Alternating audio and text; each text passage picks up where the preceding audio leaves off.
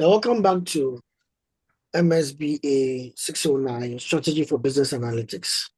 And today we will go into portfolio and prioritization, where we look at how to be able to select between projects, which of them we should do, and then the models that help us to do so.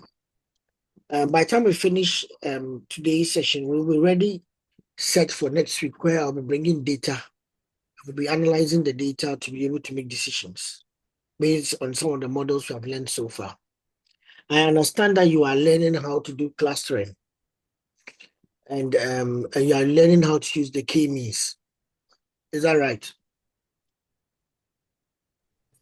Yes, Prof. That's right. Yes, sir. It's quite unfortunate. I was expecting that you people would be there doing, you are doing unsupervised learning now. I thought you'd be doing supervised learning where you'll be doing regression with other tools. But I understand that is next year. So, but some of these tools are what could have helped you to do a very good a good analysis of the project I'm doing to you. All be the same. I will do my best to maybe introduce some areas to you so that I can help you to do able to do the analysis. And now have a better appreciation, because I think Brenda asked a question on how to be able to apply certain things in the office environment. But I didn't know that you're not being taught supervised learning, where you learn our models that can be able to help generate better insights from the data. Okay, so and I understand that is next semester. Anyway, maybe this course should have been done next semester alongside that one. Anyway, let's see what we'll be able to do out of the course. And I'll do my best to introduce you to some techniques that can help you do those analysis. So apart from that, everything is good. Can somebody read this one for us? What we are doing in chapter 3? Can someone read it for us? Yes, anybody can volunteer.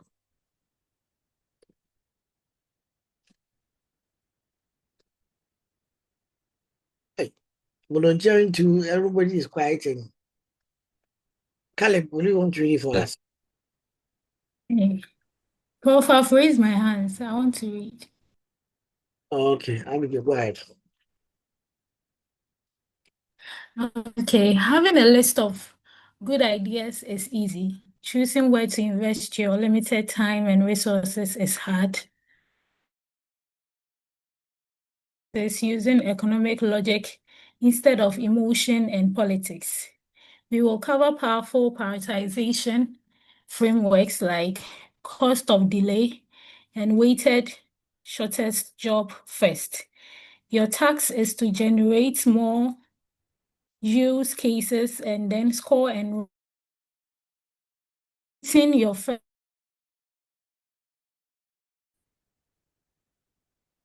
Okay, I think you went off somewhere. Your task is to generate more use cases and score and rank them, creating your fair data-driven roadmap. Okay. So what are we doing today? We're looking at the first one. So these are models that help you to choose between a number of projects. So the first one is to look at if you have a project projects that have to choose between them. The best thing for you to do to start as a starting point to know what is the cost of not doing the project or the cost of delaying the project. If you know the cost of delaying one of the projects is way more than the other, then the one that tends to cost you more would be the one that you may want to immediately put in resources to get it done so that you can be able to avoid that cost. So that's how the cost of delay formula comes in. The cost of delay is what your organization loses every unit of time, whether a week, a month, or a day, that the project is put off. And it helps you to be able to put an economic figure on the project agency. So, for example, if we delay a project A for 1 month, it costs us 50,000. But when you delay project B for another month, it costs us 5,000. Meaning that we could even delay project B for 2 or 3 months, and it will not cost us as much as delaying project A. So if that's the case, then the challenge that we have is that we need to be able to choose to work on the project that will cost us more in the delay, and that will be project A. Now, the components of understanding the cost of delay is primarily two, but it's a third one that looks at the risk part. The first one is the user business value. What is the value of the project for me? If I don't do the project, what will I lose? If I do it on time, what will I gain? If I'm able to do it, what will I save? And what cost will I avoid? Is there a cost that I avoid by doing the project, especially on time? Mhm. Then there is also project timeline, criticality in terms of, is it important I finish on time or not on time? Not in terms of the value, in terms of cost, but in terms of time. So there are some projects that if you miss the deadline, it will cost you drastically, and you lose a lot right now. You may not even get opportunity to have that access again until a year passes. It's like missing the harvesting time, and by a month. And if you don't take care, if it's a short harvest product, by the time you realize, by the time you get the product is even is over ripened, and that means you have lost all that produce that you saved and that you have actually worked hard on, irrigated your plant, your farm on, and you didn't harvest at the optimum time. The amount of yield that you may gain so that you can be able to sell will be very, very minimal or will drastically reduce.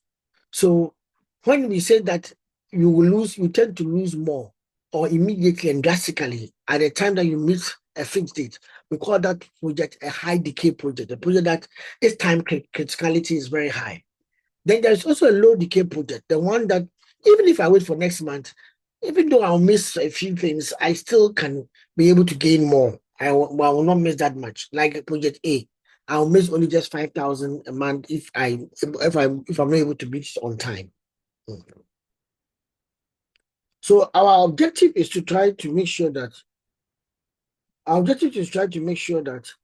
as much as we put in the effort, as much as we weigh the time and our activities and our resources, we are gaining the value, and then we are also making sure that we are not losing the project, which is a high decay project.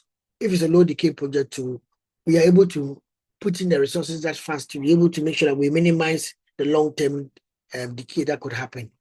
Okay, so the other one is with the risk. There are some projects that if we don't take care and we don't work on it very fast, it could lead to a major fine. That means that there's a potential cost ahead of us. And if we can avoid the cost by working on the project on time, that will save us a lot.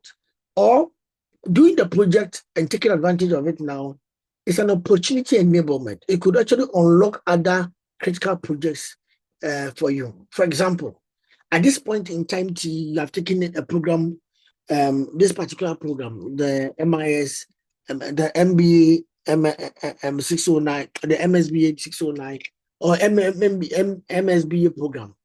And because you have made time for that one, at this point in time in history, you have been able to meet a particular kind of should I say course mates. If you came next year, you will meet the same course mates. So what if one of you meets the course mates and you end up chancing upon a business opportunity and you work on it together, and it actually changes your own individual fortunes.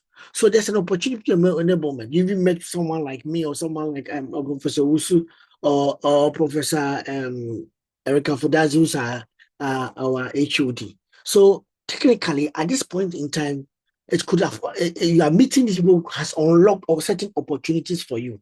Good. And which maybe if you come next year, those opportunities, you will not have the unique flow of resources or unique connection of resources to replicate the same phenomenon of this same environment that you are having this course again next year. Maybe next year something else could happen.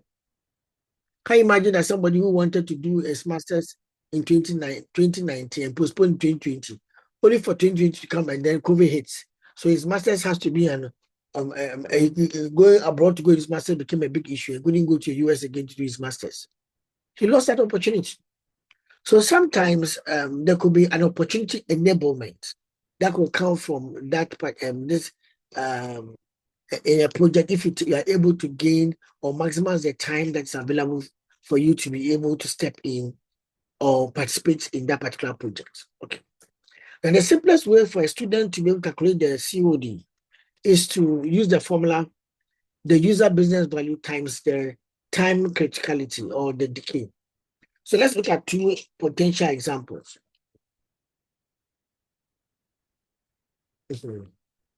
Can I get somebody else to read this one for us?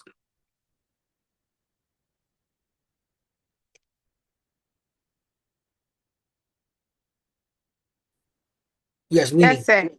Winnie Mandela. Yes, sir. Are you sure Mandela Okay. is part of your name? Oh, do you want to see my ID card? Really? Yes, it's part of my name, please. So Winnie Mandela, no other Ghanaian name, No, nothing. oh, I do have other Ghanaian names, please. This is a name that you yourself named later on in life, or what? It was given to me at birth. Oh, Winnie I Mandela. think you need a meeting with my father. Maybe he lives in South Africa like me. Anyway, Okay. so here it goes. Ghana Fresh is preparing for the annual European Export Trade Show, which begins on September 1st. A new high-gloss digital catalog must be ready for the event.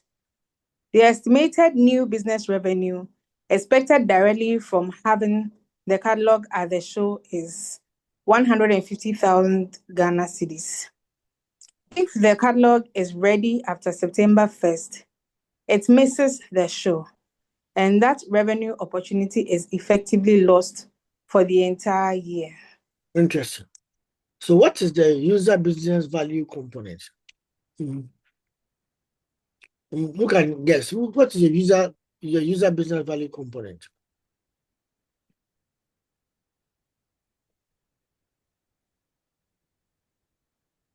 Is it the 150,000? Yes, the 150,000 out of what? Out of the opportunity of meeting the deadline, getting the Yeah. digital product done by 1st of September. And if you actually do miss it, that means that it's massive. You have actually lost everything. So it's not like the other time, the other type of a delay that will lead you to be able to gain. Maybe if you miss it, you can wait. They can give you some maybe grace period, and maybe 30% of it can be recouped. Now that's why if you miss it, everything is gone because it's a trade show. The next day, nobody is there to buy. So the user business value of 150,000 is the expected business revenue. However, if we delay when the 1 month delay is missed, the fixed date is missed, it means that everything is gone. If I show up on 2nd of September, I don't get anything. So it is near instantaneous and it's massive. So this one may be seen as a very high decay product. So the cost of delay per month will be the 150,000 that lost value. And it's a high time criticality. And that's what is driving the project. If I lose the time, if I don't focus on time, I'll lose the project. I'll lose the value. So here, what is driving the cost of delay is the high time criticality. I have to gain in time. If I don't gain in time, I don't submit the thing by the 1st of September, everything is gone. Everything is gone. Everything is gone. And the second one, okay. Winnie, can you read it for us? Yes, sir. The procurement team wants to implement a new automated supply ordering system. This system will ensure better price negotiation and reduce manual errors, leading to 10,000 cedis in continuous measurable savings every month once it is fully implemented. The value is stable and does not decay quickly. Good. Now, what does it mean? It means that at the end of the day, in this project, we have a potential value that will gain if we implemented 10,000 Ghana cedis every month. But it is a continuous one. So the next month will be another 10,000. The next month will be another 10,000. The third month will be another 10,000. So over the 3 months, we are going to gain 30,000. There's no threat to it. If we take our time and do it well, we still gain the value. So why should we do it? We are doing it. We are going to invest in this project because the business value is certain and it's actually set for us, and it's achievable and attainable within a time, and it has a low time criticality. That means that it will not decay. So we should take our time, implement the error corrections, and make sure that we gain the savings every month. Maybe the first month we may gain about 7,000, but if you're able to implement it full, we'll gain 10,000. The next month 10,000, next month 10,000. It means that whatever is happening now is not so bad that we'll lose everything. But if we can address it, we can increase our savings. There's certain things that it's like processing of forms. You're able to process maybe 1,000 forms of passport forms every month. But if you integrate a new biometric system, you can increase that 1,000 to 3,000. So, but technically, you need to do it without error. And if you're able to achieve that, 3,000 becomes static. It will be set in so that every month, every other month, or every month, you'll be able to process 3,000. So gradually, you can build your capacity and your resources to be able to get to that point that you can get your 3,000, and it continues. So we are not in a rush. What's important is that our investment into anything that will help us reduce our manual errors matters more. Because if we don't reduce the manual error, that 10,000 is not going to be in sight. You will lose it. It's about ensure better price negotiation, and then reduce our manual. For better pricing, the pricing is set. But the automation should reduce our manual errors. If the automation has not reduced our manual errors, we will not get to our 10,000. So we will take our time and make sure that we put in the necessary automation. If it's necessary training, we have to train staff, we'll train them so that they were equipped to be able to deliver the 10,000, and not only as a one-time fluke. It will be something that will be continuous, and it's not something that is just transient. It's something that is going to be continuous. So this is what is driving this particular investment is the user business value. There's value for us to gain, but that value is a low time criticality. If we are able to put in the necessary resources and gain it, we can sustain it. However, the first one she read, that one is being driven not by the money. It's being actually driven by the time criticality. The money is there. If you don't get there on time, you lose the money. But this one, if we are not even getting there on time, it doesn't necessarily threaten what will happen the next month. If you're able to get to that full capacity, the next month we'll get our 10,000. So let's look at maybe two more examples. Okay, so this is different examples about cost of delay within Ghana Fresh operation. Implementing the harvest optimization model. Harvest optimization is very, very important. Being able to know when to harvest your pineapple is important because if you delay by a day or two, it will over-ripen, and the yield that you are looking for, you will not get, because you are supposed to harvest it and move it into your cold chain. That's your refrigeration, so you can be able to store it in another optimal temperature, so that it doesn't ripen anymore, and it still remains fresh for consumption or for whatever you're going to transfer it into.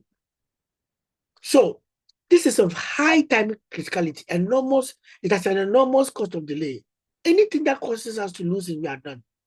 So we are trying to maximize yield and minimize our waste. And because the kind of pineapple season we have is a very short pineapple harvest season. 1 month delay means that the entire season is missed. If we cannot recreate it until another year comes on, until another season begins and ends. So the whole cost of delay is the size of the project. If we lose the timing, that potential harvest we could have had, that could have generated 200,000 Ghana cedis for us, would have been lost. Upgrading the cold chain monitoring system.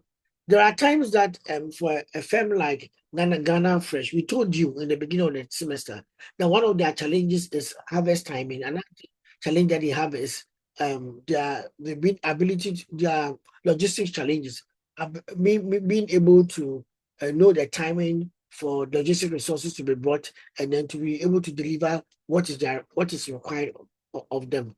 One of the things that can also happen with their logistics arm is the fact that they are not able to determine the optimal temperature for the cold chain, so that they can be able to have that optimal temperature whilst we are moving the produce from farm gate to the production center, or from the production to the distribution center, to be exported to another country.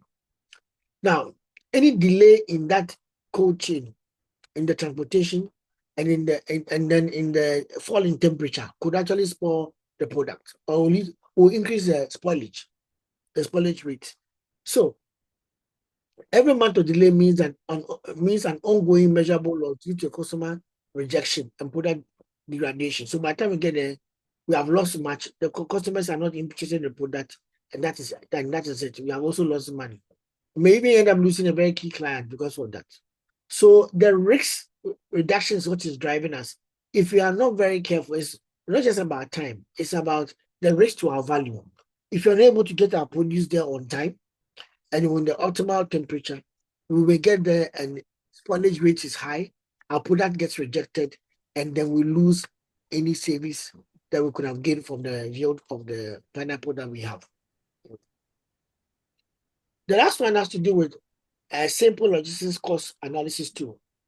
This is a low time criticality or low, even though it has good value. Why? Because it's about calculating having a system that can help, as maybe a software or an application that can help you to estimate your logistics cost. It's not that you're not able to do so. Maybe you're not able to do so perfectly now. So what happens is that the analysis aims to find small cost savings. How can I reduce my cost? Where can I reduce costs at? Maybe I should do something to the fuel, maybe change the driver, maybe train the driver, maybe stop buying fuel from this particular company and buy from this other company. Maybe servicing the engines of your car so that you don't burn much fuel. All these things are things that you are looking at, examining and juggling within your hands so that you can be able to gain in terms of your logistics. So how do I reduce my logistics cost? Now, while this is valuable, the cost of delay is just the missed opportunity for those small daily savings. It's not that it's going to stall the whole project. It means that we are still being able to deliver our products. But if we are able to optimize our logistics, maybe the cost of doing so will reduce. Not that we'll not be able to do it, we'll still be able to do it, but the cost of doing so will reduce. So in this particular scenario, we don't have any time. Is not of an essence for us that we have to finish by tomorrow morning a new software. We will take our time and build it and test it and see that it's working well, so that when we deploy it, the savings that we'll gain can be sustainable. So we say it's a moderate COD, has a low time criticality, even though it has value to generate for us. Okay. Any questions so far? So why does COD matters to executives? One, quantifying your loss. If you lose this, what will it cost you? For example, the cold chain monitoring in example 2 is quantified directly by the current spoilage data and customer rejection records.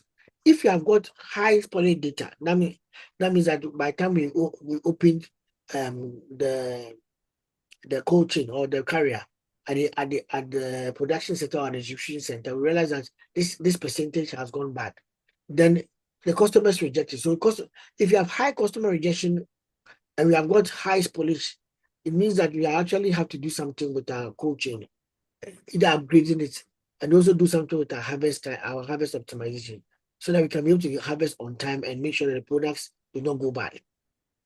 Now, what does it mean here? It means that quantifying your loss helps you to be able to go back to your value chain activities and see where you can optimize your value in terms of reducing the costs, reducing the sources of loss, and then being able to rather gain from the reduction that you have been able to do to the sources of the loss. If you are bleeding at certain places, stop the bleeding so that at the end of the day, the company is not going to lose. The other reason is that we also got opportunity of prioritizing. And that's the first step in learning about prioritization models. Cost of delay helps you to have a picture of which one will cost me more if I don't act now. Which one will cost me more? So I can make a choice. There are other better models that can be able to do a more thorough analysis. That's the weighted job first model or formula, where in this case you are trying to weigh the cost of delay. What does the cost of delay mean to you? That's what it's trying to do. We'll look at that in a short time. Then we also have justifying agency. One good thing about cost of delay is that it helps you to be able to see what is urgent. What is urgent and what should we be able to immediately work on? So we are rushing to do something, and we want to do something immediately, not because it's important, because if you wait any further, it will incur a quantified and an unacceptable economic penalty, like missing the entire pineapple season. So we want to avoid that. And to avoid that, we want to try and make sure that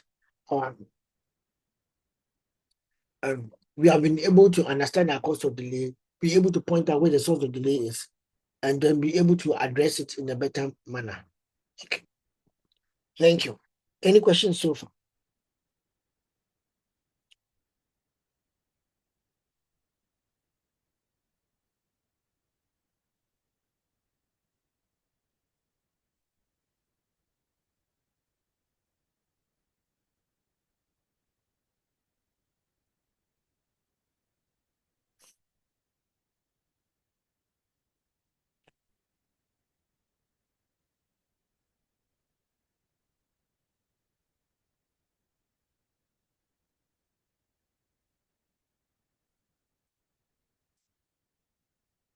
Okay.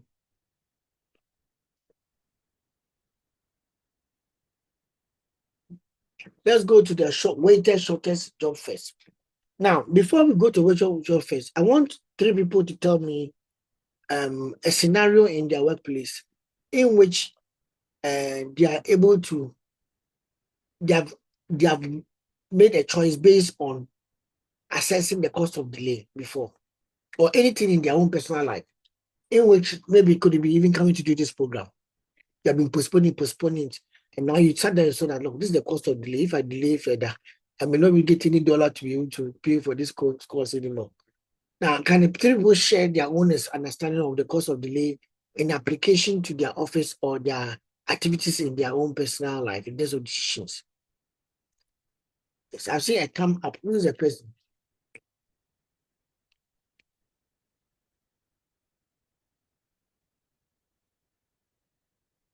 Yes, 3 people. 3 people. 3 people. Good, Michael, go ahead.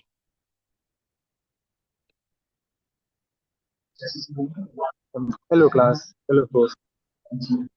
So I was working at a fintech last year, and I don't want to mention names because of confidentiality purposes. So our UK branch, we're trying to increase the sales of our UK branch, as in increase our number of customers, and then also amount of money we which will in turn increase our revenue. But then it was slow because we were fairly new in UK, so things were a bit difficult trying to with marketing and everything around it. But then soon after I realized one of the major players was sanctioned for about a month, which means that there's a clear opportunity to make money. And it also means that our competitors as well also see that opportunity and enter the market. So we quickly pumped some money into our marketing, make sure people were aware of our products. We gave some few incentives as well to customers, and it got us having so many people using our platform. And then with that, we gain lots of money. But then if we had slowed down, we'd have lost the opportunity, we'd have lost those customers as well.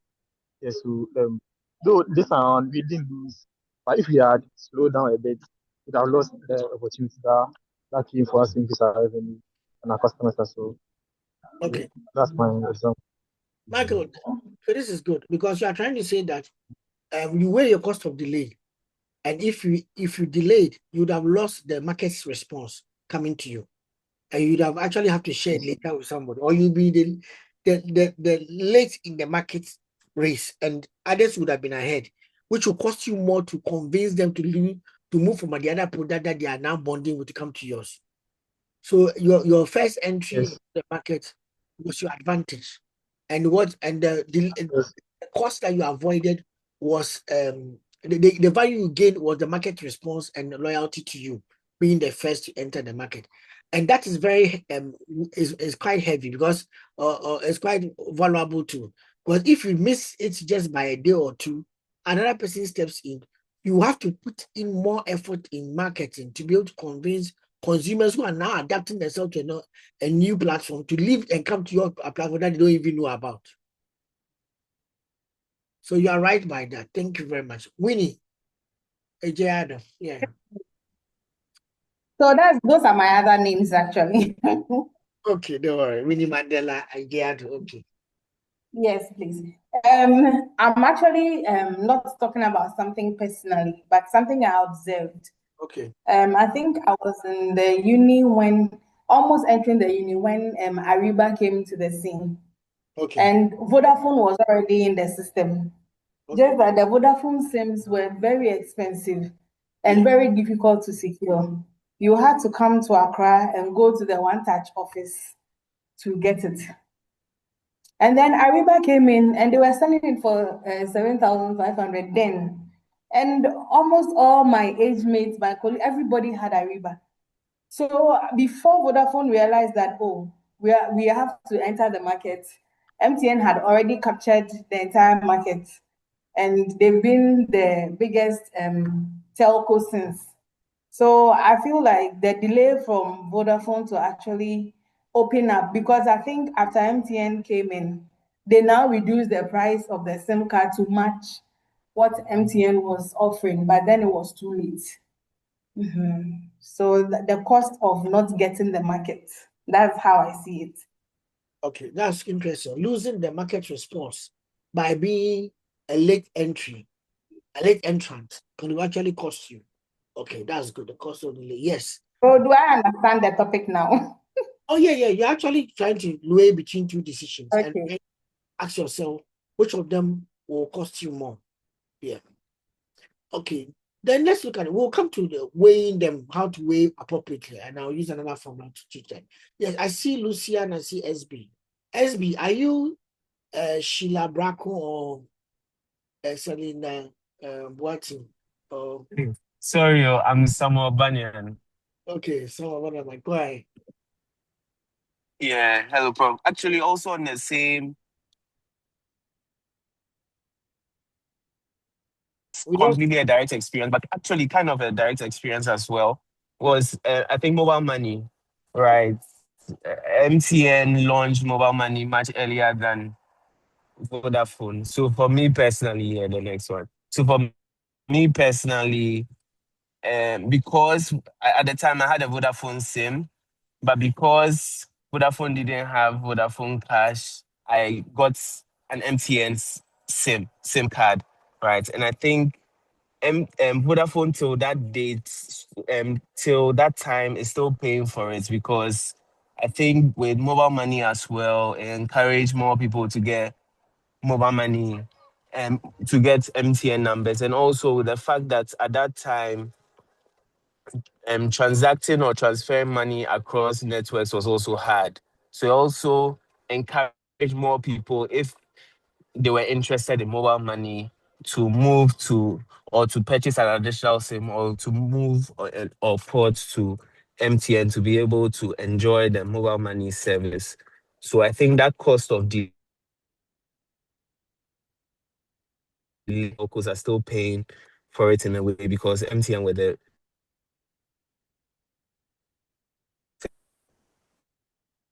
Okay, thank you very much. I think somehow you actually raised a good point.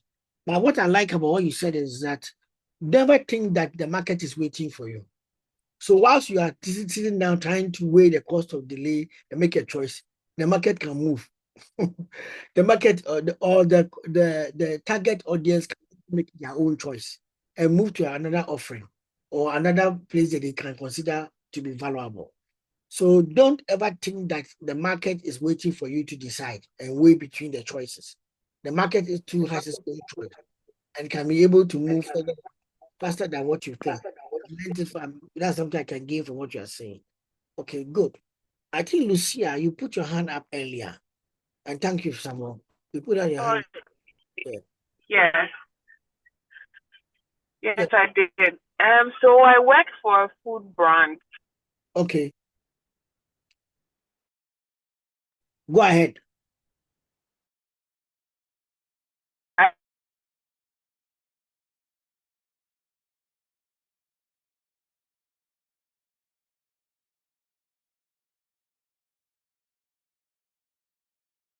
I have two scenarios.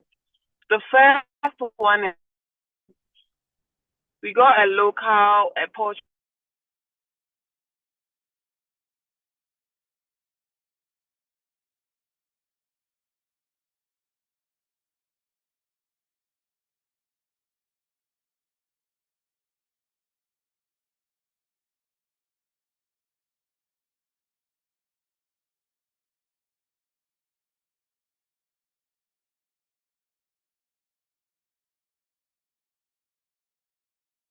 I think we lost Lucia.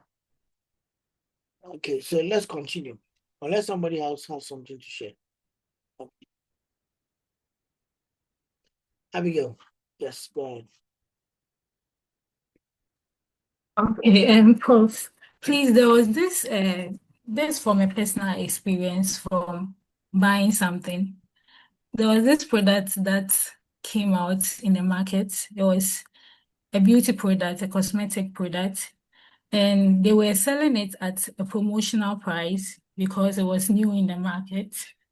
And some friends of mine had used it, and they had attested to the fact that it was good and then I should try it. But then I was reluctant because I didn't really trust their judgment. So I waited, and by the time that I was ready to go and buy, there were no more selling it at the promotional price. They had increased the price, and because of that, I had to buy it at a higher price. And there was a cost of delay there because the cost of me delaying is me buying it at a higher price. So I think it's also an example of it. Yeah, actually it is, but you have also brought in the factor of certainty and uncertainty, which you are going to discuss. How do you measure, how do you factor in certainty or uncertainty in a decision? So you have brought in that part. So that's a good point, but you have actually brought in uncertainty. Uncertainty is when you yourself know that this decision you are going to take, you are not sure of the probability that it will succeed. So you have to give it a value in your calculation. And that's what you did. Because your value that you gave it was so high that it actually erased taking a decision at all. Okay. So Caleb, go ahead before I continue. Yeah. Yeah. So okay, I'm also trying to wrap my head around this. So there was this experience that I had at my former workplace during COVID period. I think most organizations were not buying into the whole idea of the COVID test. I think most of them were like the analysis that they need to run the test are quite expensive. But for my organization, they were to the idea, and I could realize that for the before people's eye could get on it, they've made a lot of money out of this. Could we attribute it to this that we are learning? What do you think yourself?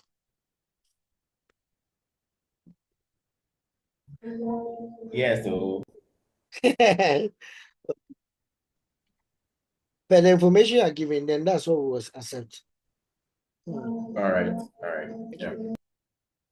Good. So now let's look at the next one. Weighted shortest job first. Now there are certain times that you need to be able to prioritize between the jobs, and you may have done a number of jobs, a number of jobs that you have weighed their cost of delay. Each of them is giving you a figure. But then how do you make a choice? Are you just choosing because of the value that you are going to miss, or because of the resources that is going to require you? Now, the weighted shortest job first is trying to look at the time factor of finishing a job. So if something, we have got things that are above of high criticality, which of them will require us to finish first? So that if we can be able to put effort into that, we can then release resources after completing that one into the next project. So was other sometimes you realize that everything becomes has some relative cost of delay. So which choice are you going to make? When you are facing a number of these projects that they are all got some relative cost of delay that is kind of threatening or is weighing you in your mind, and you need to make a choice between them, the best thing to do then is to try to look at the economic flow, how to maximize the economic flow over time. So we do a simple formula: the cost of delay and divided by the time that it will cost you, to the time involved you need to put in to be able to complete the project, or the size of the project. This will tell you the relative complexity of the project and be able to also tell you whether you can, how many days you need to be able to finish the project. Make a choice. Okay. So the framework favors jobs that have high economic importance but low effort. Listen very carefully. Many projects may have high economic performance, but which of them has the least effort, the shortest time to finish? That's one you choose first. That's why it says weighted job first model or framework. Choosing the job that has the shortest time to complete. The shortest time to complete. That's what is called the weighted job first model. Okay. So what then do you do? Okay, so look at this example. I have a sales dashboard. The cost of delay is 3. The size, the number of effort days I need to be able to do to put into to finish working on the sales dashboard is 1 day. But I also have an logistics optimization model, which I'm supposed to develop. And I need data from the field. So I have to go and collect some data from the field. The cost of delay is 5. And to take me 8 days, because I'll be going to the field and collecting some data to complete this particular activity. Now, you look at it very carefully. The first dashboard, the dashboard project A, will give me a weighted job first of 3.0, whilst the one for the project B will give me 0.625. Somebody will say that 0.265 is small number, so that means that's the one should go for first. No, if you look at it, my denominator is higher, my numerator is smaller. My denominator is the number of days I need. So if I look at it very carefully, the 3.0 matters more because that's the one I can finish on time and faster. And then I can free up resources and invest in project B, which has a larger amount of time involved. And even that time that has an amount of time, there could be changes, there could be certain types of uncertainty pulling in. So our objective here is to look for the one that is shortest for us to be able to take advantage of. So that's the weighted job first model. Now let's go to the model that brings in what our sister was talking about, the confidence to make the decision. Now, the RISE framework tried to point out that even though we know the weighted job first model, or we also know the cost of delay, there are a number of projects that we can be able to understand the reach if we finish the projects, look at the potential impact and the effort required. But what we have been forgetting is that we are not confident about the methodology, or we're not confident about an aspect of the project. So because of that, we buy out. And that's what we call the confidence. The confidence factor is more about accounting for the uncertainty. So in the degree to 0 to 100, how uncertain on you do you know that whether we can finish this or not finish that? So what is trying to point out here is that factor in uncertainty in projects, and then factor it in a way that can help you to be able to finish your project too. The RISE balances user impact with execution certainty. It's a product focus by measuring reach, impact, and effort. The confidence score is essential for managing uncertainty and risk. So let's look at this example. Yes, Brenda, please just give me a second. Now, if you are Ghana Fresh and you want to try to do yield forecasting, somebody brings 2 projects before you, satellite imagery and then drone monitoring. Which of them will you take? Supposing one of your managers get up and just say, oh, let's go for satellite imagery, that's bigger. Satellite imagery means that you're actually using the satellite images to be able to look at the farm and tell what is getting closer to her ripening, and then you go and ripen it. Now, the challenge with that is that it's a technical interpretation. Number 2, the cloud can be cloudy and you cannot be able to see very well because you are taking satellite data. Number 3, it has some technical complexity that certain things should be aligned well so the camera or the telescope can be able to, the satellite can be able to pick the pictures better. It means that you may even need some officers in your team to be able to interpret the data. And meaning, and which is also means that if there is that kind of all these complexities with it, it lowers your rise score, because at the end the percentage becomes higher. If you multiply, your rise score will be very low. You're signaling the need to de-risk the project before you commit your full-scale development. You have to de-risk the project. And de-risking the project means you are putting in buffers so that the thing that happened will not happen again.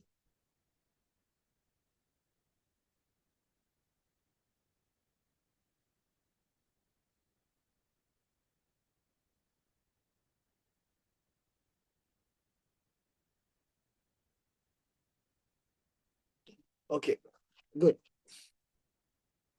I saw the hand up, Brenda. Please go ahead. Yes, Prof.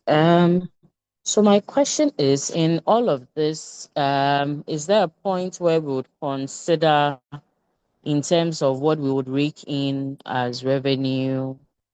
So in determining which projects probably to go for, especially with the weighted,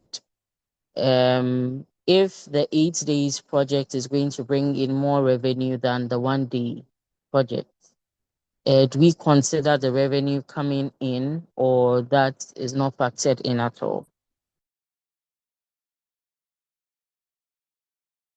We consider that too, but you also ask yourself that now let's look at it in this sense. Harvest optimization, the cost of delay is 8. The job size, the number of effort to put in, the number of even days to take you is 5. Remember, you are one company, you don't have, let's say that you have got this limited resources.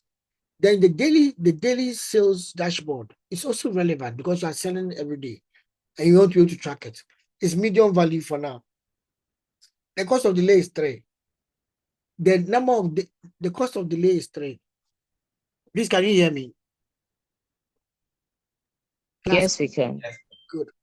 Because I thought my internet went off. The cost of delay is 3. The number of days that you need to put in is 1. It's a small effort and a quick win. I can finish 1 day and then I can release the resources which I invested in this one to go and support the harvest optimization and also be able to finish on time. If I try to do them concurrently, maybe I will not be able to finish on time. But I still also need the daily dashboard to be accurate, and it should be done by my premium staff. So what I'll do is let them do that one, finish it within 1 day, and then I'll move the team to the harvest optimization and then go and work on that. That's the kind of choice you have. So if you look at the exam route analysis model, high operational savings. Is how many job people or how many days would it take for it? Supplier risk monitoring your suppliers and stuff. The value is low for you because it's deferred value. It doesn't affect your bottom line right now, but it's good you have it in future. That you have this kind of maybe tracker to be able to track your suppliers. It's not affecting your current revenue generation potential. It's something that if you do in future, it is to be relevant to you. It will take you 5 days to do so. But why will you go and put money make that number 1 in terms of your prioritization when its current value to you is very low? So he was saying that I will make a choice of the quick win, finish it, and then go to the one which is quite heavier and have a higher weight in terms of the value to me and in terms of the agency too. That's the harvest optimization. If I don't harvest appropriately, everything is not necessary anymore. Logistics is not necessary. Even the farmers will not be happy. A lot of things could happen. So I want you to harvest appropriately on time. I'll get that one done, putting the resources I'm supposed to put in. Before I will then go and make a choice of working on the route analysis model. So what we are trying to say, Brenda, is that we are using these to be able to kind of evaluate different options that we may face in organizations and we've been put at a point where we have to put our limited resources in the most important decision at that point in time. So this then helps you to be able to navigate through that particular indecision or that particular challenge that you may face in organizations. Now, the other good thing about that, please, I don't know whether I answered your question, but the other good thing about the rice model is that the rice I'm okay, Prof. Thank you. rice model is the first one that brings in the confidence factor. The confidence factor. The gentleman, I think the gentleman said something earlier that a decision had to be taken and he was not confident about it, so he didn't take it. It was a lady, I think so.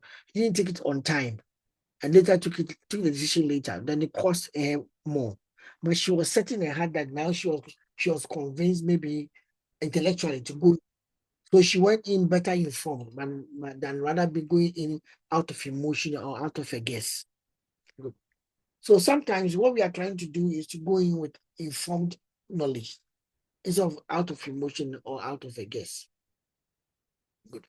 Now, the bigger question that Brenda is asking that maybe she's not putting across is so and so what, Richard? And so what? You said the past 4 weeks, we listened to you different models, you keep on bringing them, and so what? Where are we going with this? The challenge that we are having, of course, you don't have data in front of you to make it, to be able to use to analyze different scenarios of organizations. You don't know when this will become possible and be needed. So I talked to Dr. Divine to understand what you are doing in unsupervised learning. And next week, I will do my best. Bring in, but it's a competition, so I'm supposed to give you some data. I'll bring in data to the class, and then we'll start seeing possible the data that we form. What could we do with it? What can we learn from the data? And what kind of possible permutations can we put across in terms of the formula will not be needed? And if we use a formula, we get a figure out what are the choices that we can make out of it. We are going to use that data to be able to tell, to make those kind of decisions. So please bear with me for next week. Is that okay? Number two, it's also relevant for you, all of you who are doing the competition, to get the data next week and see what can we also go and then get out of the data, and then to be able to participate in the competition fairly. Good. Any questions so far? If you are okay, thumbs up. I want to see if I can get half of the class to say thumbs up, then I know I'm okay. Okay, I've seen only Brenda. The rest of the class, your thumbs are down. I've seen 5, Georgina. I've seen the ladies are the ones doing it. Okay, hey, effort. Hayford, K Hayford, and then Godfred Gamali. Okay, Mary Adama. Natalie will not do it. Ofre will not do it. Philip will not do it. Reynolds will not do it. Oh, okay, Wisdom, you had a hand up. Wisdom, go ahead.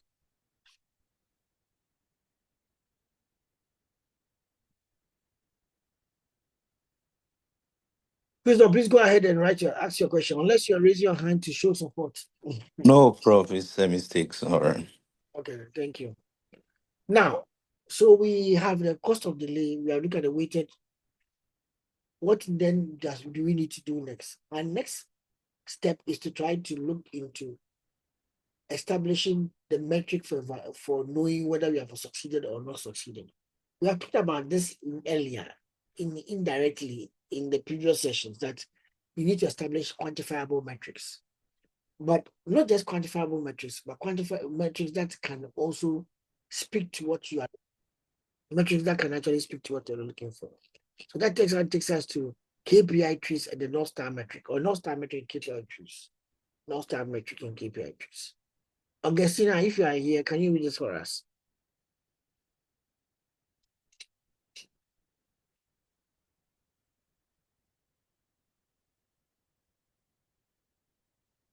Augustina is not here. Let me see. Okay. Someone, can you read it for us? Please. Okay. So Go the ahead. strategy, we are looking at KPI trees and the North Star metrics. So a strategy without metrics is a dream. This week, we get serious about measurement. We introduce the North Star metrics, that's NSM. The single metrics that best captures the value you deliver to customers. We will use KPI trees to break that metrics down into logical map inputs and outputs. from team's daily work to the ultimate strategic goal, enabling accountability and focus. So we are looking at the North Star metrics. That's the NSM. The NSM is the single overreaching metrics that guides products and strategy development, Don't read that one. perfectly capturing the over. It's okay, don't read that one. So what we just wanted to read was what I highlighted. What I was trying to point out is that for every particular strategy, you need to have a way of measuring success, whether you have achieved it or not. And you want to make it quantifiable, as you have advised from previous sessions. So one of the most important metric you can establish is what is more relevant to your work and defines your work. When you're able to find a metric that defines your work and is the most relevant concerning your work, then you have found what we call the North Star metrics. Because the North Star metric tries to define your value creation that you are putting out there. What is the customer value you are putting out there? And try to do as a metric for measurement of value of your success. So if I was owning an Airbnb and I've made my room available for Airbnb, my North Star metric is going to be largely number of nights booked or the nights booked, because that's what's going to be the bottom line that to generate revenue for me. I'm going to focus on that because that's what's the primary way of knowing that I've been able to understand that guests are staying and then the host as a host are making income. Now for a news app which may be on a phone, the North Star metric will be capturing the average weekly time reading. That what's the average weekly time reading? How many minutes does he spend trying to read every? So what's the average weekly time reading? And then what about the user engagement with the content? It is something that you may also want to look at, because you are a news app. The focus will be more about how many people are reading the content and how many people are engaging with the content after reading or while reading it, engaging, liking, posting, sharing, commenting. These are all means of engaging with the content, and that will be something which may be a KPI for me if I was doing a KPI for me if that was something that I was running, like a news app that I was running. So the North Star metric for our case firm. Our case firm has three problems. One is harvest optimization. Number two has to do with the logistic issues. And the third one has to do opportunity in the market space, the local market space. Now the North Star metric for the first one, harvest optimization. The organization defined that one to be the percentage of grade A pineapple sold. Percentage of grade A pineapples sold, not percentage of grade A pineapples harvested, not percentage of grade A pineapple which was maybe responded to or which was reshared. No, the percentage of pineapple sold is the most important one that he's focused on. Why is it not about the percentage of the pineapples that were harvested, but it's about the pineapples that were sold or the pineapple that were shared with other workers on the farm? No, it's about the pineapple that were sold. Now, who can explain why is his focus on the pineapple that were sold? Why is his focus on the pineapples that were sold?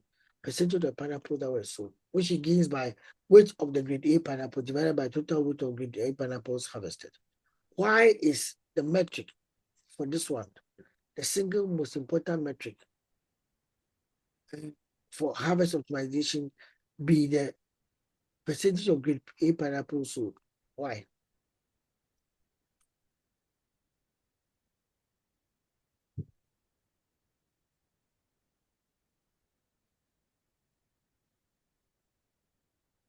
Okay. I'm asking a question. Okay, there are two hands up. Let me take the hands that I have. I was scrolling down, sorry. So, okay, Winnie has talked. Let me pick from someone. I come to Winnie. Someone go ahead. Someone go ahead. Thank you. Yes, thank you for the opportunity. Um, the percentage of grade A pineapple, that sale represents the most important metric to measure, because out of the sale, we are going to get revenue. And if we are going to measure returns, it is still going to be taken out of the sale. So the percentage this particular metric, which is the percentage of the grade A pineapple sold, is like the main thing, which other metrics would probably come spiral out of, in my opinion. But Thank someone you. say that. Someone if you say that, why is it Mm. not about the pineapples harvested or the pineapples transported, but the one sold? Why is it about the sold one? So, well, the goal of the company is to sell, is to make sure the pineapple gets to the ultimate consumer. So that is the business agenda of GH Fresh. So this metric, in my opinion, captures everything because at the end of the day, we want to sell. So we should not just be measuring those we've harvested. We've harvested, fine. But have we as a business accomplished our goal? I think not. At Okay. the end of the day, the pineapple has to get to the customer, in my opinion. Thank you. Okay. Winnie, do you want to add something before others come in? Yes, sir. I also think that since one of their major problems is post-harvest losses, they are much concentrated on how much of the items that we harvested have eventually been sold, so that we see the impact of the post-harvest losses and then see how we'll deal with it. Okay.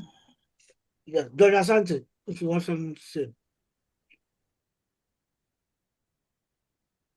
Someone Yes, sir. yeah. George, go ahead. Do you have something to say? Yeah, I was going to say that. Can you hear me? We can hear you. I was going to say is what they've ranked as number one. Is Okay. their first ranking.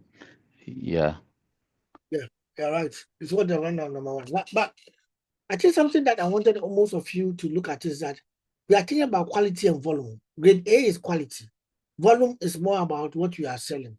It is possible that I have harvested pineapples, but the handling of my labor handling, the way my labor handled the pineapple, by the time the pineapple transported from the farm gate, even to my storage house, I will reject some. One, maybe the way they put them together in the basket, they were rubbing each other. They get bruised. I can't sell that one. Number two, he carries upon his head for a long time. We have told you that after harvesting 12, go and on board, off board, like when take it to the storage and let them package them. Then you are carrying 12 and then you have added 13, 14, 15. Heat. By the time we get there, you are able to you have brought 15. I'm able to make use of only 8. So I've lost again. Now, I've got 8 from you. Maybe I got another 12 from another person. So 20. I'm moving the 20 from Koforidua to Temahabo because there are some parts of UK that Europe that I have to sell the pineapples to them without processing it, and others I can process it into fresh juice and sell it. So maybe Belgium, I'm going to process the fresh juice. So the ones that came, I'll process them to fresh juice. But the ones that I'm going to, let's say Ireland, I need to take the pineapple just like that.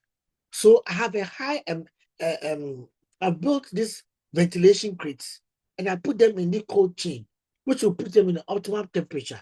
Move them from Koforidua to Accra.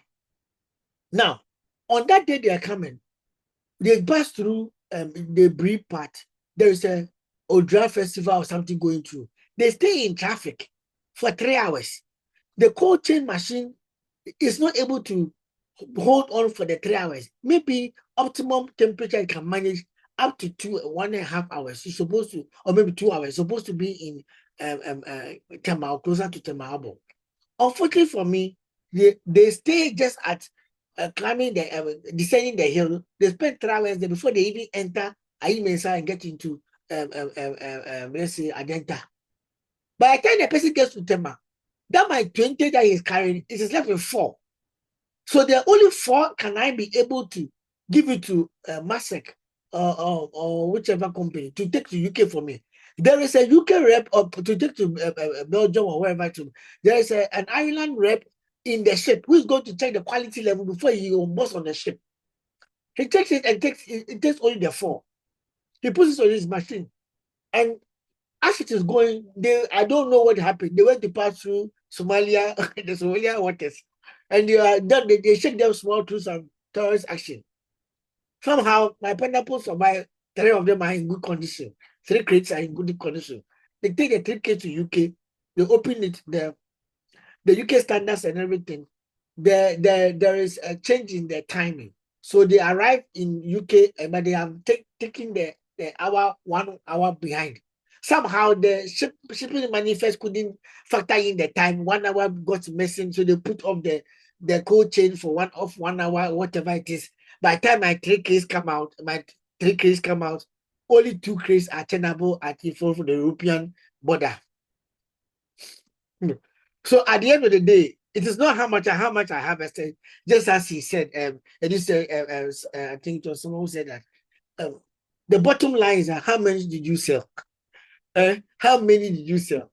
And that is the most important metric for you as a Ghana Fresh. You can do all the gimmicks and stuff, but how many did you sell? Then if that's maybe to your European market, then if you have some which was spoiled, were you able to repurpose them to fresh juice and sell in Ghana?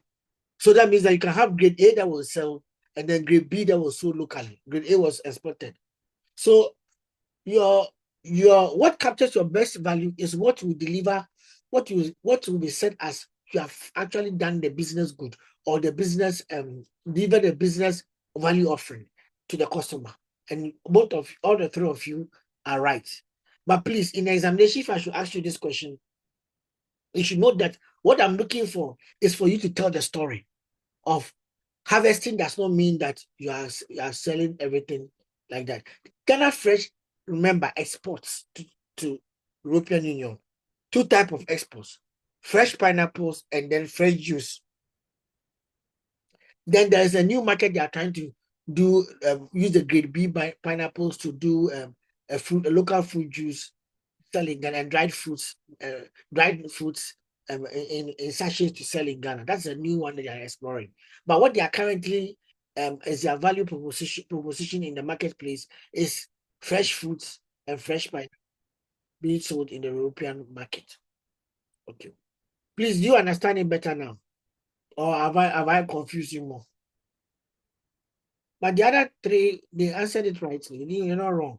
Just that they didn't look at I was looking for more examples to explain your defend your point, your position. Now, some of you, let me just digress a little to how you answer examination questions. Because this is some of you, this is the first time after years that you're coming back to university. Sometimes the answer is a straightforward answer, but the lecturer is not telling you that write only 2 lines for him.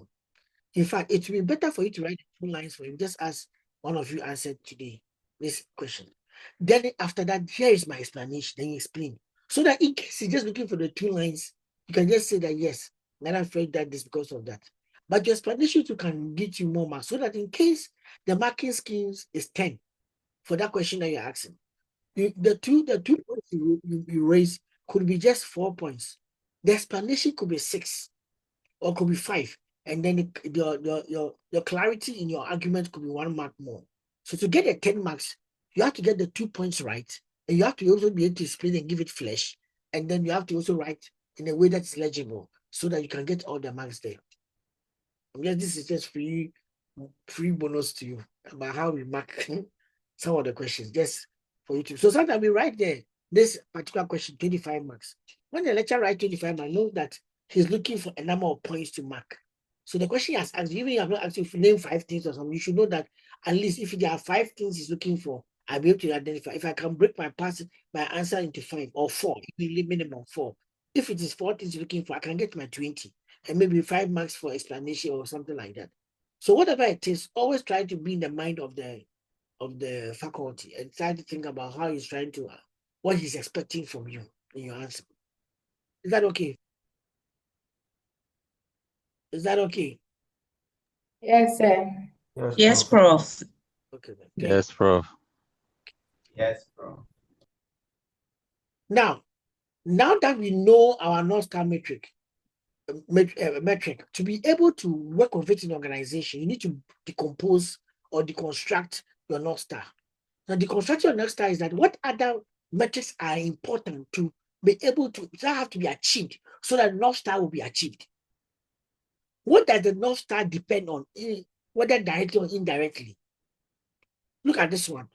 If our NSM is the percentage of grade A yield, then our North 3 could be two things: the time to cold storage or the field damage rate, which is true, which I was talking about. The time to cold storage has to do with the fact that I'm able to maybe manage the temperature in the cold chain through the period that I'm supposed to do the travel. Then the field damage rate is that when I do the harvesting, looking at all the handling behavior or the handling strategies of my workers, and then maybe the timing of the harvesting. I have to calculate my field damage rate, the amount of pineapple that the rate at which pineapples get destroyed on what happens on the field whilst I'm harvesting. So what's the cost of what do I lose whilst I'm harvesting, and what can I do about it? So you have the field damage rate, which can be 10%. That means that by the time I finish, 10% of the products have gone bad, already bad, because of my handling procedures. And I also have got the time to cold storage. He say the farm manager can directly influence the time to cold storage by optimizing the labor deployment. But her KPI tree shows her exactly how reducing the time connects to the financial goal, making her daily action strategically relevant. Now, what is interesting with KPI deconstruction is that when you are deconstructing, there are some KPIs that you can control. Others is more of an outcome you cannot control. For example, field damage rate is a measure that will happen at the end of you finishing the harvesting and bringing it to the harvest the storage point, and I'll be able to know that I rejected 5. So my field damage rate is this percentage. So it's an outcome variable.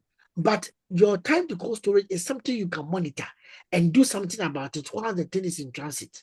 So it is a type of indicator that you can manage, or you can be able to tweak or be able to address it when as doing the activity, the pursuant of the activity.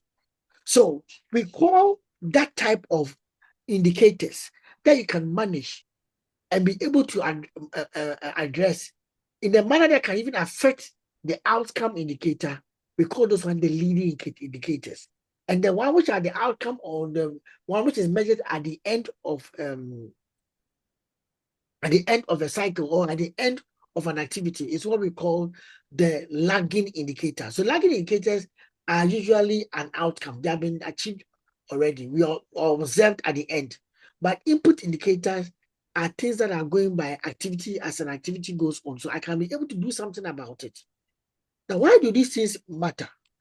Now, the lagging indicators are the final score of a past game, such as the revenue, profit, the customer churn rate. They tell you if you won or lost. They tell you that how many pineapples have you lost, the damage rate. How many pineapples have you lost? The leading indicator are activities and inputs you can control now. That you hypothesize that if you don't control now, it will potentially affect the future. It will potentially affect the future. For example, the number of sales demos completed, the percentage of users who complete onboarding tutorial, or even in terms of Ghana Fresh, it could be the percentage of farmers that have been trained in a particular skill in irrigation, or the average time from harvest to cold storage. A powerful KPI tree maps the leading indicators the operational teams control to the lagging indicators the board cares about, allowing for real-time course correction. So what happens here? We have got 3 of them here. We have got the total monthly fuel spend, the track idle time at the warehouse, and then the driver adherence to optimized route. Which of these are the lagging indicators? Which of them are the leading indicators? The total monthly fuel spend, the track idle time at the warehouse, and then the driver adherence to optimize route. Which of them?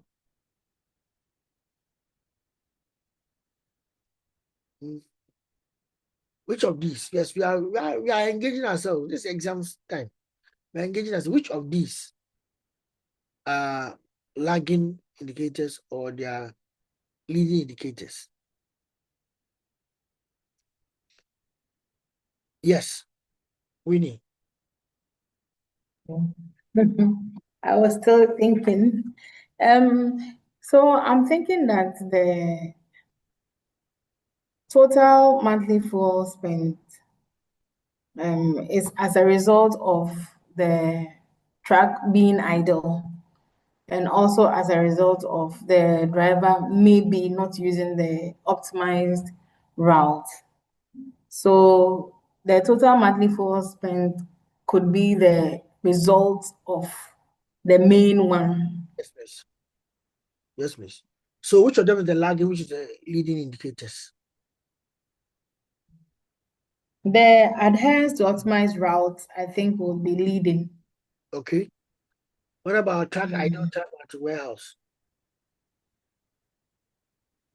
Also leading because that can also be controlled. And the monthly fuel spent is as a result of these two things happening. So it influences the fuel spent. Okay, you are right. So that will be lagging. Yeah.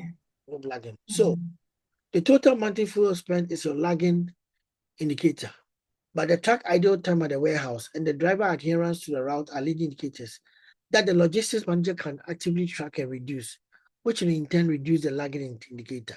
That's how they work. So what if you are looking at labor productivity and operational costs? Labor productivity and operational costs.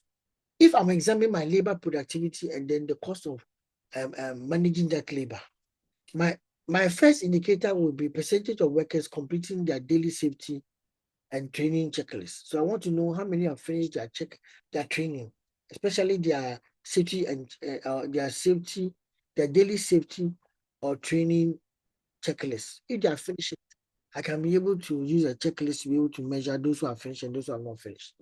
So now, why is this important? This one is a leading indicator because it's the percentage of workers completing, they are finishing, they are completing it. So it's more of like an outcome. This metric tracks the proactive effort put into the worker preparedness. High adherence, the action should be lead to fewer accidents and faster and low safer work and impacting on the overall cost.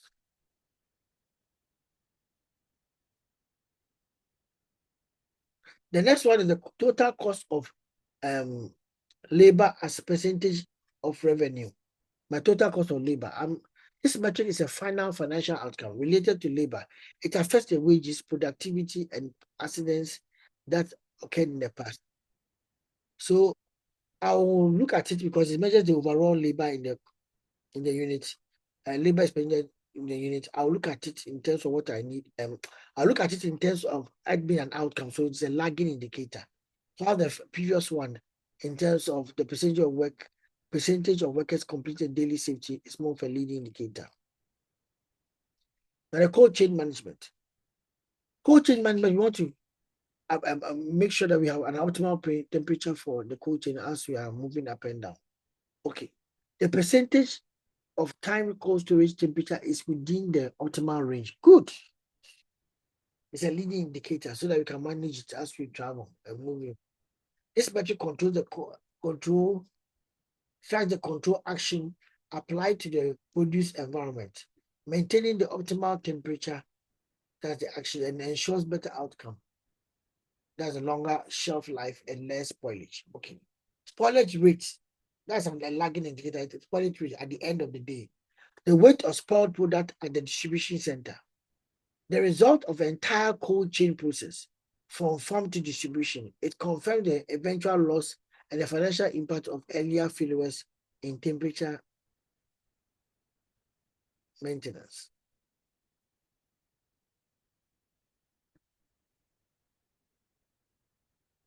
Okay. So the KPI tree maps the high level strategic goals to low level actionable metrics. You need to know which of them will be a leading indicator and which of them will be a lagging indicator. It's possible that you can have about 2 or 3 leading indicators leading coming together to one lagging indicator. Okay. Now, what you are trying to do is to help management focus more on leading indicators or controlling the leading indicator than to drive the desired lagging results. That's what we want to tell managers to do. Okay. Now, beyond KPI, there are other measures that we can have in organization. I'm not going to go into too much detail because those ones are more technical, more financial. We are not in a financial class, but at least I can introduce you to some of them. Now, there is performance measures to gauge an organization's progress. It can be net revenue, net income, customer complaints, quite a number of them. But then you also have performance benchmarks, which may be established by the industry, and we can use them as a standard to compare whether people are doing better or they're not doing better. Okay. So, for example, the first one, which I would like to look at, is the liquidity measure. That can, as I said, question, can we pay our bills? So, what does liquidity measure means? To understand if a company can meet its short-term financial obligations as they become due, it's a necessary check. It's essentially a check of the company's immediate ability to pay its bills. Okay. So how do you get it? It's a ratio. It's a ratio. Current asset development, current liabilities. If Ghana Fresh has 15,000 current assets in receivables and inventory, and then current liabilities, which is from the short term and payables and some of the seeds that they have sown, okay, the sign that is behind it. Okay, we can then say that the current liabilities is also 10 million, and that means that we have a current ratio of 1.5. A ratio of 1.5 means that Ghana, 50%, Ghana has 50% in their assets. For every one Ghana cedi, for every one Ghana cedi out of the current debt, Ghana has 1.50 in its current assets. Hence, the benchmark of 1.8, which is important to achieve, is not what we are achieving. We are realizing that since the benchmark is 1.8, Ghana Fresh 1.5 is below the industry standard, and you have to do the appropriate measures to be able to improve the cash position. Okay. So this is just with liquidity. There are other ones. I'm not going to get into detail because we are not doing it's not a financial class that we are trying to measure all these things, but at least you want you to know and have an idea of them. Leverage measures, then you have got profitability measures, and then operational measures.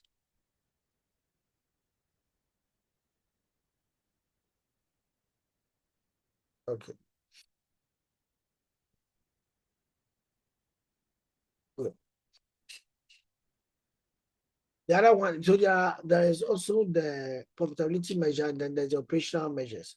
Good. Now, the operational measure is just to track the company's core efficiency and health beyond the finance. So you can look at rejection rate, how many yield per capita that you have been able to sell or able to gain. Okay. This is a measure of post-harvest loss rate. The benchmark is an internal SMART goal or target. The goal is to, you are looking at rejection rate or yield per capita.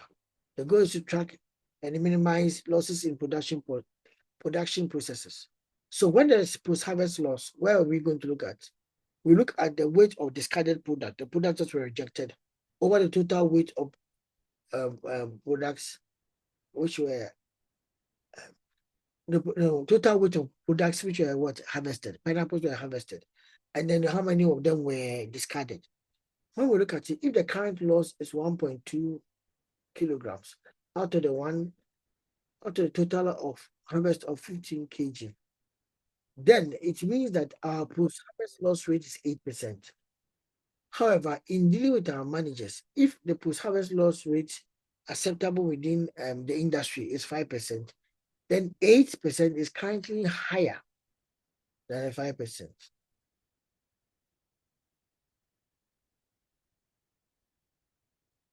Okay. So our post-harvest loss rate is 8%. We are targeting 5%. We are not being able to achieve it. So we need to address our post-harvest.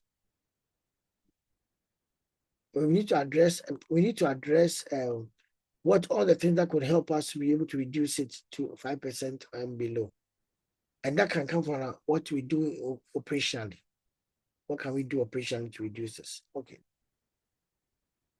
Now, last 3 times that we met, I introduced you to the balance scorecard and the triple point, yeah.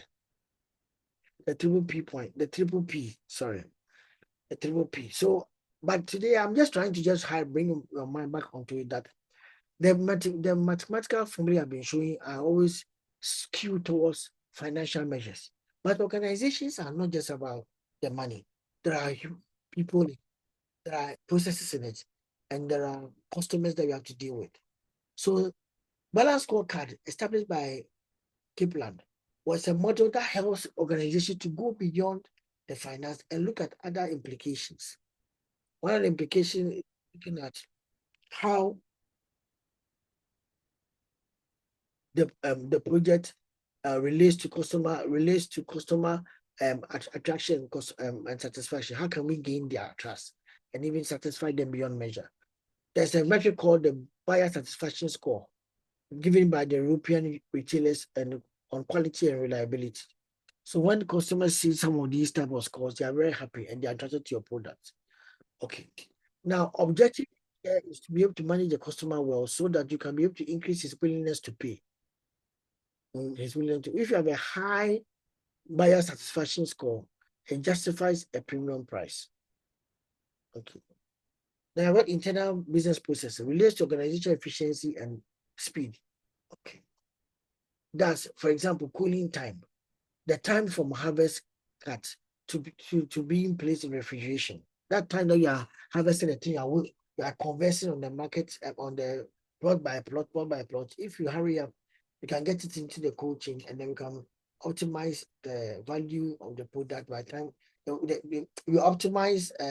Sorry, if you are able to get the product faster, move it to the cold chain. What then you can use and you are preserve the integrity of the product. At the end of the day, you are minimizing spoilage. You are minimizing the potential that the product will go spoil. If we minimize spoilage, what are we doing? We are increasing the yield that we can sell. If we are able to also minimize spoilage, we are also reducing our cost so that we could start selling at X plus 1, we can sell at X. The customer is able to buy, the customer is satisfied. So we are balancing all of these things to be able to get the thing done. The last one is learning and good stuff. Now, just look at the skills your employees have. This even starts from even those who are third-party engagements with Ghana Fresh. What about the farmers? What kind of training can you provide to them so that they can optimize their agricultural activities and then deliver you more value?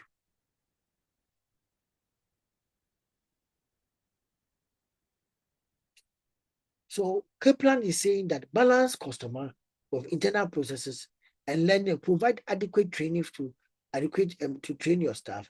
And then when you do this thing very well, you can start seeing sufficient gains in your financial.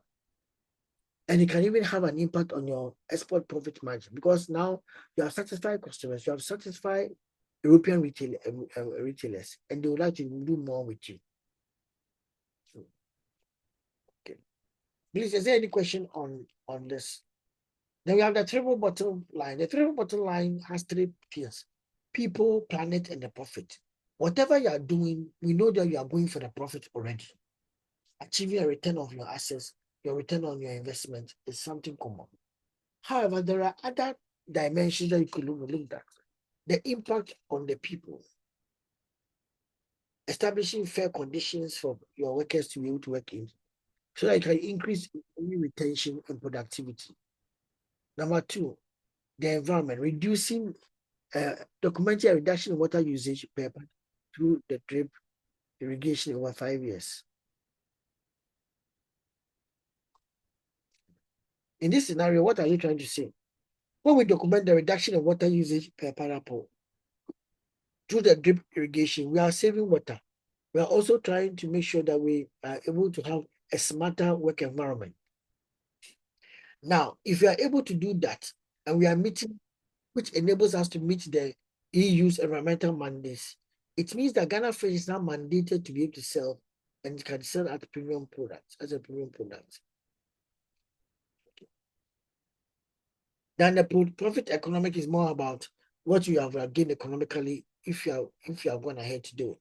Now, the triple bottom line is looking at organizations through success through the lens of 3 Ps, not just the profit or economic values. You are looking at the planet and then the people. Now, the argument others have been talking about is that why don't you find a way of combining the two, the balance scorecard and then the what was the name? The balance scorecard and triple P. Can't you combine the two? Now, if you try to combine it, you can develop what I call the sustainable balance scorecard, where you can take some of the elements of the the triple P model and see its implication in terms of the other dimensions of the triple P, or the other dimensions of the balance scorecard. So, for example, expanding the profit dimension of the triple P, the triple bottom line will focus on profit economic dimension, which also links up with the BSC's financial perspective. But because you are coming from the triple P, the triple bottom line phenomenon, we are more concerned about the metrics that you can also gain from eco-efficiency. What can we do by reducing our impact on the environment? So that's what he's trying to look at. He says that with the for profit is good, linking the two of us is good, the financial and economic. But what about eco-efficiency? What are we doing about that? Okay. Number 2, integrating the people, the social. The people dimension can be broken into the customer and the learning and growth perspective. The customer coming from the balance scorecard and learning and growth coming from the balance scorecard. The customer or stakeholder perspective may include metrics such as community engagement, ethical, social compliance, and so many interesting perspectives can be gained from the customer dimension. But there's also the learning and growth perspective, which include metrics on employee well-being, diversity, fair hiring practices, and then training. All of them in the learning and growth perspective. Now, when you are linking these dimensions to the factor in the triple bottom line, what we are trying to say is that you need to be able to appreciate the perspectives of people and the concerns they may have by either using community engagement ways or having open discussions with them and being able to know them they are part of the company and part of the value the company wants to create out there. So you have to ensure that even if you are sourcing for your products, you are sourcing ethically. Good. So the learning and growth include measures on well-being, employee well-being, diversity, fair hiring practices, and training related to social responsibility. The last one is integrating the planet, which is also about the internal processes and learning and growth dimensions of the balance scorecard. What would I want to do? I want to track environmental process goals like reducing waste, cutting down customer energy consumption, or reducing. Or number 2, focus on innovation objectives related to development of a sustainable product and processes. Now, what am I trying to say here? I have the triple profit, people, and planet.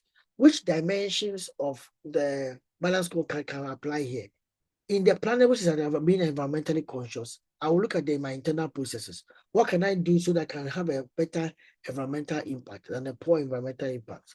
Number 2, what can I do in terms of learning and growth so that I can empower those I can empower and my employees with the appropriate skills to be able to be relevant in an ethically and environmentally ethically conscious environment. Be sensitive to all of these things.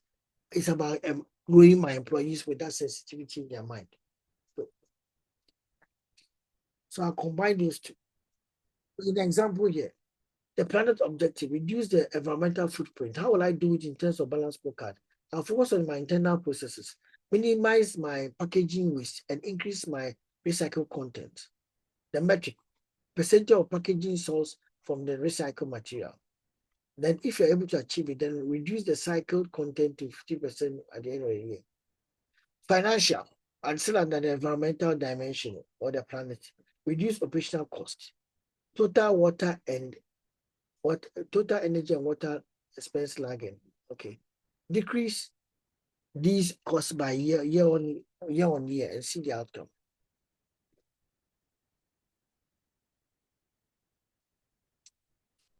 The last one has to do with competitive advantage, which we mentioned some time ago, that the economic value creation is what the customers are willing to pay minus the cost, and that will give us an idea.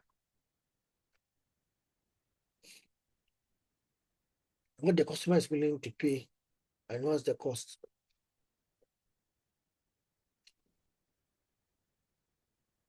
Okay. Next week, what we'll do is that we'll move to data. I don't want to jump to that right now. We'll move to data. But there are examples of application of the application of our KPI tree in here. For example, the North Star metric, percentage of total harvest sold as with EU export. This is an lagging indicator. Who is going to work on it? Equia Mensa. Level 1 drivers. What is going to drive this? Grade A pineapple is equal to field quality preservation rate divided by field yield, initial yield percentage, and export conversion rate. Okay. Now it goes on to the field quality preservation rate is the time to cooling, the time from harvest to cooling, and that's a leading indicator. The initial yield field percentage of plot and area producing food, farm operations manager. Then percentage of grade A food that passes export inspection, that's lagging. Quality and the team ownership is quality assurance. Okay. Level two. Drivers deconstructed. Okay. Track ideal time. The time tracks which at the field at the field waiting for leading logistic manager. Okay. Total distance to the coolest cooling, distance of the plot from nearest cold storage unit. Okay. Distance of plot from nearest cold storage unit. It's a leading indicator farm plan. Distance to process cooling. Pre-cooling staging time. The time between initial cut first cold storage entry. Wow. Also leading. Okay. So what are we seeing here? We are seeing that there are a number of different KPIs we can establish, but the most important thing is to understand how we are going to manage the two KPIs, manage your deconstruct your leading KPI into the lagging and then the leading indicators. It's very important. Now let's look at an example here when we are discussing the competitive advantage. Competitive advantage shows how strong and healthy a company really is, not just how much profit it reports. For example, if a company makes $100 profit, but we invest 98 to make its products better. Okay. However, it says that if a company reinvests 28%, $28 to make the product better, it only shows 2% profit on paper.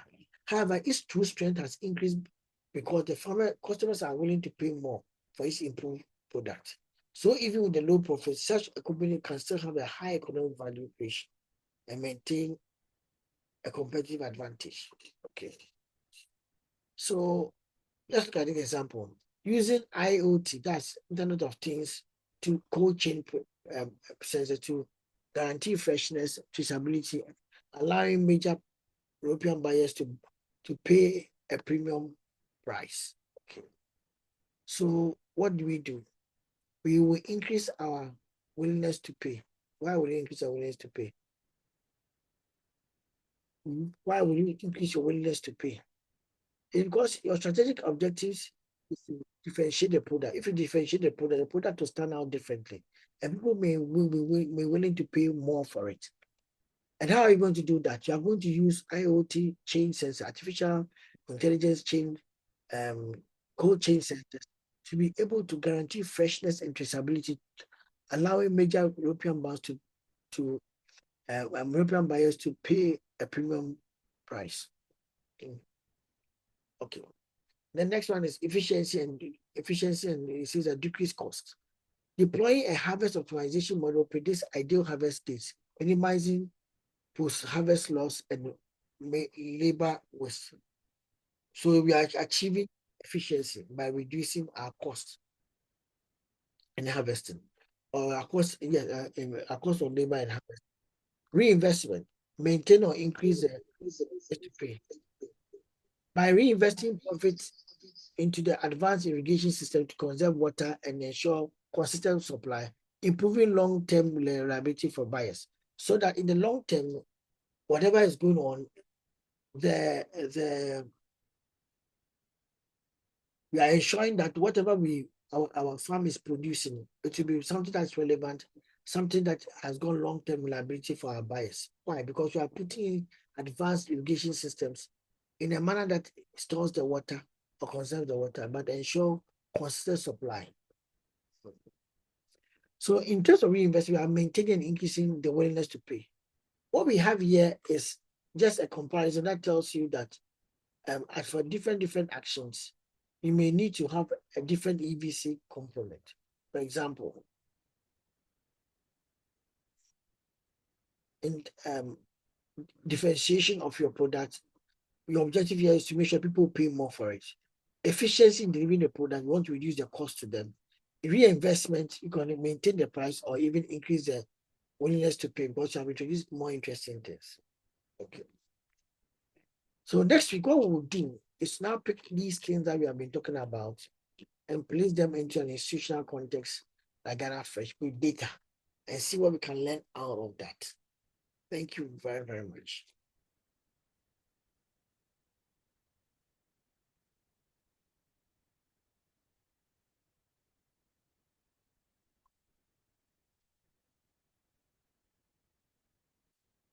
Yes, any question? Oh, somebody's clapping their hands. Thank you very much. Thank you very much. Okay. Let me see. I think I saw a question. Okay, Lucia. Lucia, we have heard you.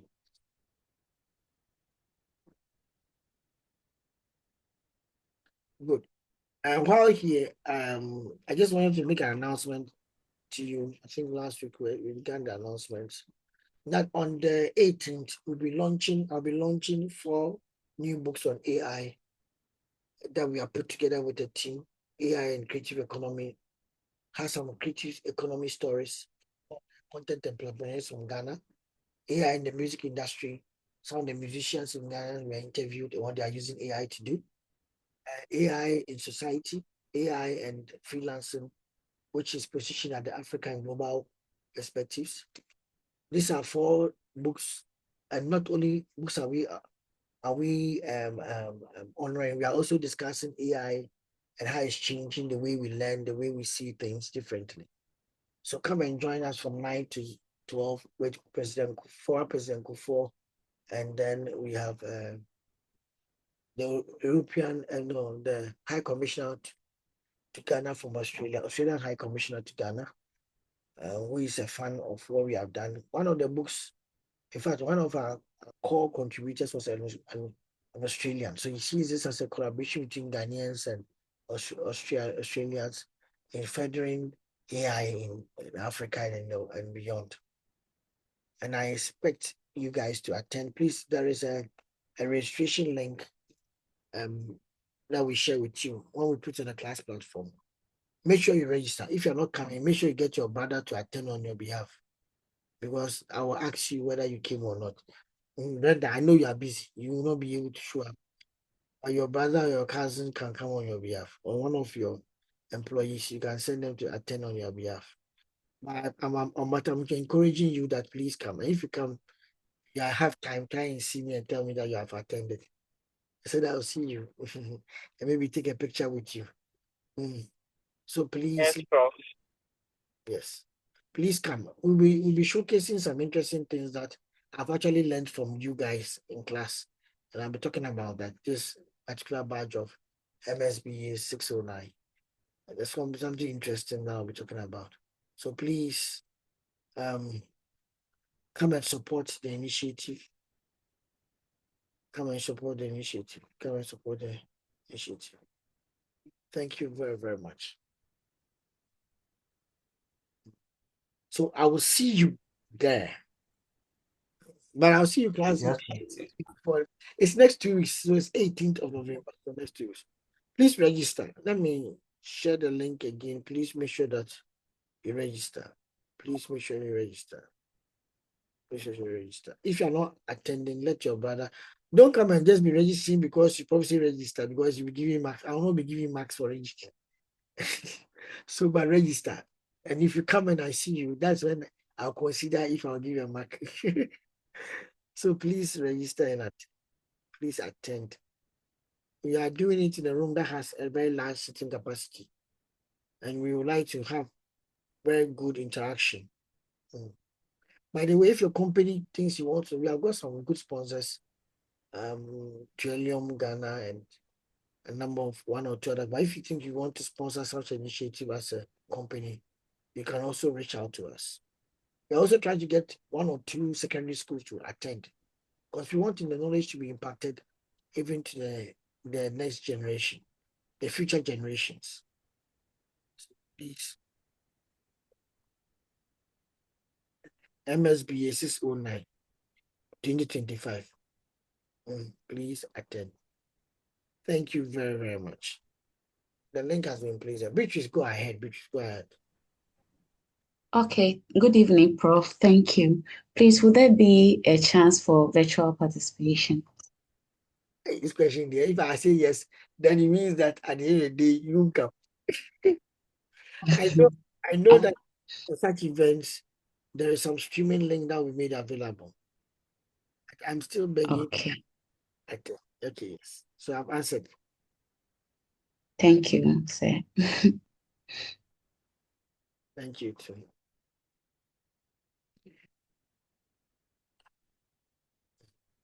Okay, Abigail. Prof, please, I wanted to ask whether your book is ready. The one that Yes. But we have not stopped it yet. We received books this week from DHL. The books that came were actually these books that came. So hopefully next week, the books that I will be arriving will be my other books. So please, and I said I will send a link for you to register. So by all means, there will be some reserved for Abigail and her class. Yep. Abigail, then she's a very good negotiator. So if you don't respond, she will follow with text message and be bombarding you. Prof. So I beg you, I'm afraid of you. I will make sure. Anyway. So please, I'll put the link there. I know some of you have asked me that. I promised last week I'll put the link for people to express and write their name. When you write your name, it's easy to go to the bookshop and pick it up when the time is announced. So I'll do so. Thank you very much. Okay, thank you too, Prof. good. Thank you, Prof. It has been a good time. I'll put the session video in the Google Drive and I'll also put it in the YouTube for you to have. And I think this text I'm giving to you already. After this chapter, I'm giving to you already. So there's not much difference to add to that. Thank you very much. Thank you very much. Mhm. Thank you, Prof. Thank you very much. Thank Prof. you. Thank you, Prof. Thank you very much. And go and register. And thank you, Prof. Thank you, Prof. Okay. They're going to take their tea and sleep.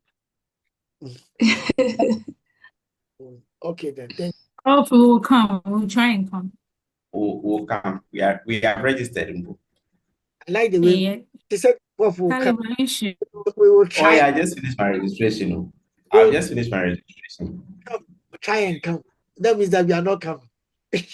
But we'll try. Then Prof, we'll put measures in place to come so that we can be come on that day. the morning off and come. Just the morning off and come. But I know that 9 a.m. Oh, Some of you are genuinely maybe even out of the country, so it's not your fault. As much as possible, whichever way you can participate, you can always you can participate. But those of you will be there. I will see you when I see you. Thank you very much. Yeah, you're welcome.